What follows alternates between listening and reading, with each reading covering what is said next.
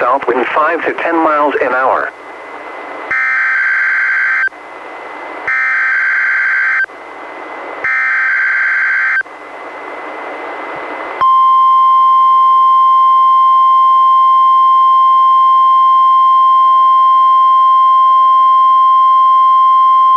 This is the National Weather Service Office in Portland, Oregon.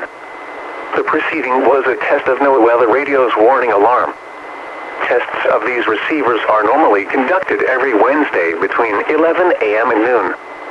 If there is a threat of severe weather on the day of the test, it will be postponed until the following week. This concludes this test.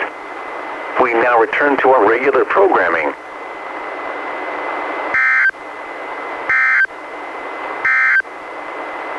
This is the National Weather Service Office in Portland, Oregon.